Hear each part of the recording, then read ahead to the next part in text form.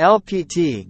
Ask a person you are dating what their values are on dating, marriage, kids, religion, politics, and other non-negotiables of yours in the first few weeks. Waiting for the right time results in unnecessary heartbreak due to emotions being overly invested months down the road. You will save both parties a ton of time and emotional turmoil talking about the tough stuff right off the bat instead of just staying in the honeymoon phase as long as possible. Good, that's the point. Better to run now than get 4 months in and realize you're completely incompatible. But also, if you're a woman, ask them first before sharing yours. Loads of men will straight up lie to match you, so best to get their opinion before revealing your own. Sucks to have to be so careful and not be able to trust, but tater tots and their kind have learned that deception is effective in getting laid and tricking women into relationships, so keep your eyes open when they're saying all the right things. Probably applies to men for women to some degree as well, not as much, but if it matters to you, be the asker, not the first person to answer. What if those things changes through the course of a relationship? I would say another one if you're a woman in a heterosexual relationship. If keeping your last name after marriage is important to you or if you're neutral to it. I would ask what his thoughts are on coworker wanted to hyphenate her last name, and her fiancé told her he won't marry her if she didn't change her last name to his. That's a bit of a red flag to me. But it depends on your personal POV. However, a man being supportive either way is a good indicator. Even better, try to filter for these to begin with, if you're using dating apps. My now wife and I talked about the second date about all the things that people normally avoid until down the road. We established if our intentions for a relationship were marriage or not, if and how many kids we want, how many partners we've had in the past, theological views, etc. It felt a little weird bringing it up at first, but we both understood that we needed to be on the same page with each other about some of these important things. I absolutely recommend doing this. We ended up agreeing on everything in these areas, and it was a huge confidence boost that we were dating the right person, and if there had been some deal-breaker answers, then we could have walked away after the second typo. Values here is the key. Lots can change over the course of a relationship, but your core values will tend to stay the same, and if those are incompatible with your partner, it can make unnecessarily hard. My now husband made it a game. So much so I didn't even really know this is what he was doing. Even before we started officially dating, he asked a lot of would you rather X or Y questions and similar hypotheticals whenever we walked, drove anywhere. He was essentially interviewing me for the position of life partner, but in a fun way. He obviously did a great job, because going on 20 years, we are still on the same page, despite a ton of unexpected life changes, hurdles and the mind that is IVF. If he had straight out said something like, I want 3 kids by the time I am 40. Are you okay with that? I would have run for the hills, cause I was 20 and had no clue if I ever wanted kids. But instead he asked something like, which would you rather? A comfy home with family around or a busy traveling lifestyle? My reply, a comfy home, but with short low-key holidays from time to time. He heard, she'd be happy with family vacations over international jet setting, and so kids wouldn't get in the way of her dreams. Dickens beats Dickens every time. I don't go on a date unless I know they're aligned with me on politics. Very recently, in fact, this guy first said he was apolitical, which also not great. But then after I said something, he said how abortion being illegal is making it more equal between men and women.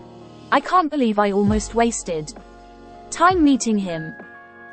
Don't really get the name change thing. Isn't way easier to keep the same name, then you don't have to change your passport or anything? In the US, in my state, you can select on the marriage license if you're changing your name, so it makes the process a bit easier. Still tedious though. I think it's a very Western thing to have women change their name for family purposes. However, in my culture, women do not change their name, and no woman in my family ever has. I find that in the US, people cannot fathom a mother having a different last name than her child, but I never shared a last name W my mom, and it was literally fine. In my experience, it's a continuing conversation. People change over time, and you should share if your views have shifted. Some couples grow apart and some couples grow together. Looking back at the conversations I had early on dating my now spouse, we both had different views than we do now, but we had hard conversations along the way and are stronger for growing together. What someone says their values are does not mean that's the way they live their life though, of typo. After a great first date with my ex-girlfriend, somehow the subject of kids was brought up and I explained to her that I really don't want to have kids of my own and that's what being with me in the long run is going to be like. 2 years later she breaks up with me over not wanting kids. I still think it's a good idea to lay everything on the table. If you really like someone, it just doesn't always work out how you want it to.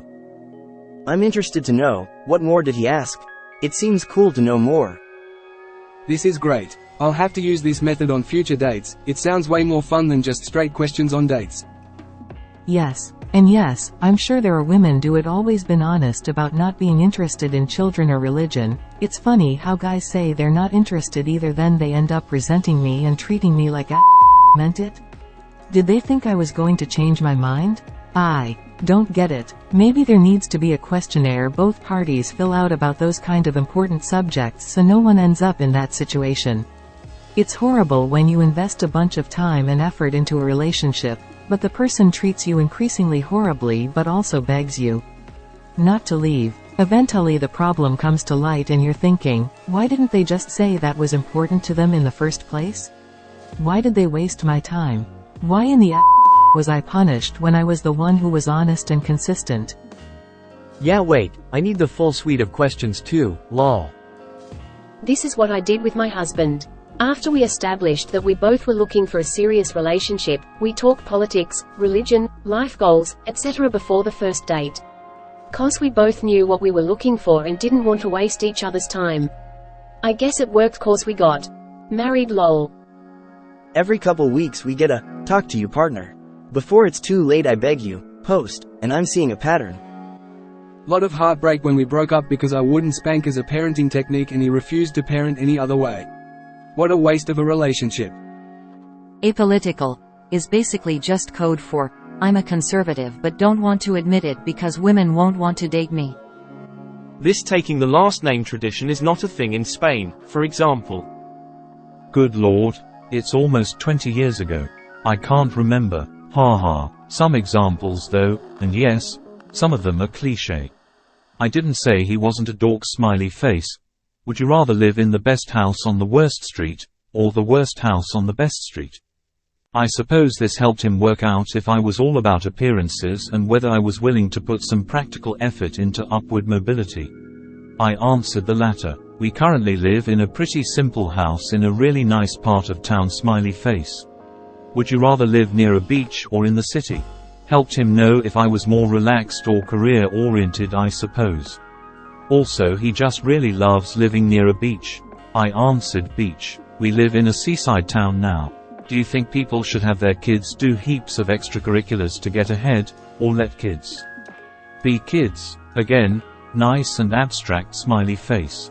It was probably asked in context of me talking about the private school kids I tutored at the time. I answered the latter, which turned out to be his parenting philosophy as well. In practice, we're way less chill than we thought. We'd be tears of joy, but fundamentally we put our kids' happiness first and make sure they get plenty of downtime. If you won $1 million, what would you do with it? I would have answered something about paying off debt, sharing with family and then investing the rest. Which of course gives some insight into financial responsibility, selfishness or otherwise, etc. But really, if you think about what is important to you, and then frame questions around that, or just play a back and forth style hypotheticals game for the fun of it, you'll get the same kind of get to know you fast result, smiley face. This is key. My wife is an Christian the first and an atheist. We came to an understanding very early how we'd handle the topic of religion. So far so the deal is we'll not argue religion to her and she will not preach. If we are at someone's home or an event and they ask to say a blessing, I will be respectful and go through the motions.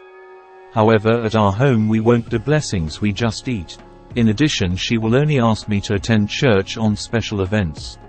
When it comes to our children, I'll present my views, she will present hers, the children will decide for themselves what they want to believe. Far so good.